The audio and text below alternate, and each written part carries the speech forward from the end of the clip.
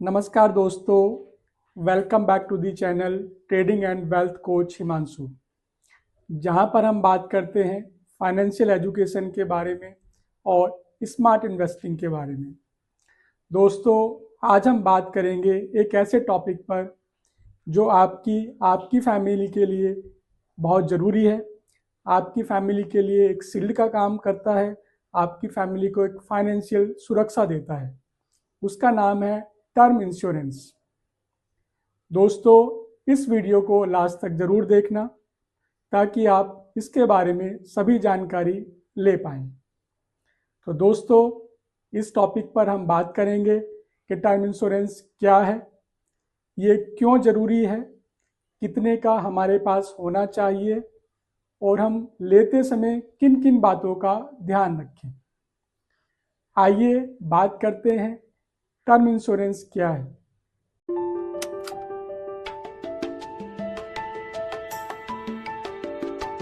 दोस्तों, बात करते हैं टर्म इंश्योरेंस क्या है।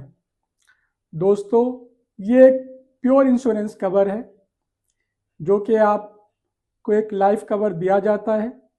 जब तक आप जीवित रहते हैं तो आपका एक लाइफ कवर आपको मिलता है। यदि आप उस दौरान आपकी डेथ हो जाती है तो आपने जितने का कवर लिया हुआ है वो अमाउंट आपकी नॉमिनी को मिल जाता है। और यदि आप पूरी पॉलिसी के टर्म में जीवित हैं तो आपको कोई पैसा नहीं मिलता है। तो दोस्तों, ये एक प्योर लाइफ कवर है, इसीलिए बाकी इंश्योरेंस के कंपैरिजन में इसका प्रीमियम काफ़ी सस्ता होता है। दोस्तों, ये आपके न होने पर आपकी फैमिली को एक ऐसी शील्ड का काम करता है, आपके न होने पर भी हमेशा एक एहसास दिलाता है कि आप हमेशा अपने परिवार के साथ हैं। अब बात करते हैं टर्म इंश्योरेंस क्यों ज़रूरी है।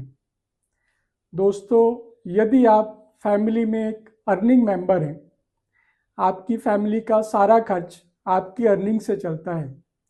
मान लीजिए आप न हो तो आपकी फैमिली का जो लिविंग एक्सपेंसेस है, आपकी फैमिली का जो खर्च है वो कहाँ से पूरा होगा। इसलिए दोस्तों, टर्म इंश्योरेंस बहुत ज़रूरी है।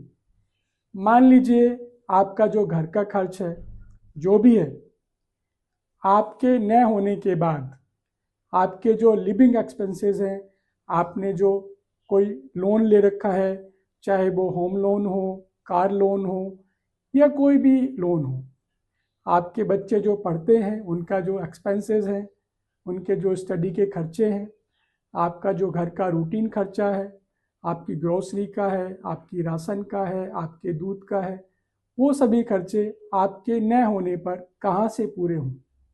तो इसलिए दोस्तों, टर्म इंश्योरेंस बहुत ज़रूरी है। यदि आप नहीं होंगे, फैमिली में कोई अर्निंग मेंबर नहीं होगा, तो उस समय आपकी फैमिली को एक ऐसी फाइनेंशियल सिक्योरिटी है, एक फाइनेंशियल सेफ्टी देगा जिससे आपके परिवार का अच्छे से पालन पोषण हो जाएगा। दोस्तों, इसलिए टर्म इंश्योरेंस आपकी फैमिली की रूटीन लाइफ के लिए बहुत बहुत ज़रूरी है। हम सोचते हैं कि हम कहाँ चले जाएंगे, हम तो यहीं पर हैं। और दोस्तों, कोई भी एक्सीडेंट, कोई भी अनहोनी, कोई भी दुर्घटना कभी बताकर नहीं आती है। तो इसलिए दोस्तों, आज से ही आप भी अपना टर्म इंश्योरेंस ले लें ताकि आपके न होने पर आपका एहसास आपकी परिवार के साथ रहे, आपका परिवार कभी भी आर्थिक तंगी से ना जूझे, आपके परिवार की हमेशा फाइनेंशियल स्ट्रेंथ बनी रहे। तो इसलिए ये बहुत ज़रूरी है। अब बात करते हैं कि टर्म इंश्योरेंस कितने अमाउंट का होना चाहिए। दोस्तों, हमारी जो अर्निंग है, हम जितना भी साल में कमाते हैं, तो हमारी अर्निंग का, हमारे एनुअल इनकम का लगभग 10 गुना टर्म इंश्योरेंस होना चाहिए। फॉर एग्ज़ाम्पल, हमारी साल की अर्निंग यदि 10 लाख रुपए है तो उसका 10 गुना लगभग 1 करोड़ का हमारे पास टर्म इंश्योरेंस होना चाहिए। और दोस्तों, टर्म इंश्योरेंस लेते समय हमें ये भी ध्यान रखना है कि हमारी क्या क्या लाइबिलिटीज़ हैं। यानी कि यदि हमने लोन लिए हुए हैं तो हमारे पास कितने के लोन हैं, टोटल अमाउंट क्या है, उतना हमारे उससे ज़्यादा या बहुत ज़्यादा का हमारे पास टर्म इंश्योरेंस होना चाहिए। तो सभी चीज़ को कंसीडर ज़रूर करें टर्म इंश्योरेंस लेने के पहले। क्या क्या हमारी लायबिलिटीज़ हैं, उन सबको देखते हुए हमें अमाउंट को डिसाइड करना है कि कितने अमाउंट का हम टर्म इंश्योरेंस लें, ताकि हमारे न होने पर हमारी जो भी लायबिलिटीज़ है वो हमारी फैमिली आसानी से पूरा कर पाए।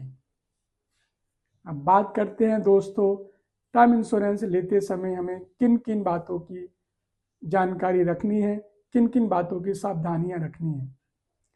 सबसे पहले तो दोस्तों, हमें इंश्योरेंस लेते समय सभी सही जानकारी ईमानदारी से देनी है, ताकि ज़रूरत पड़ने पर हमारे नॉमिनी को, हमारे फैमिली को क्लेम में कोई परेशानी ना हो। यदि हमने कोई भी गलत जानकारी दे दी है और उस गलत जानकारी से यदि हमारा क्लेम रिजेक्ट हो जाता है, तो हमारी नॉमिनी को, हमारी फैमिली को हमारा इंश्योरेंस का अमाउंट नहीं मिल पाएगा। तो इसलिए दोस्तों, ये बहुत ज़रूरी है कि हमें सभी सही जानकारी देनी है। दूसरा, हम किस कंपनी से इंश्योरेंस ले रहे हैं ये भी बहुत ज़रूरी है। वो IRDA से अप्रूव्ड हो और उसका क्लेम सेटलमेंट रेशियो 90% के ऊपर हो, नियर टू 100% हो।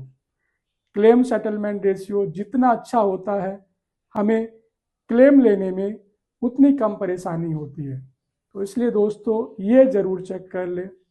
और हम जब पॉलिसी लें तो पॉलिसी में काफ़ी सारे एड ऑन और राइडर्स होते हैं, हम उन राइडर्स को भी चूज़ कर लें, जैसे कि accidental death, disability, critical illness. ऐसा होने पर यदि हम उन राइडर को चूज़ करते हैं तो हमें उनका बेनिफिट मिलता है।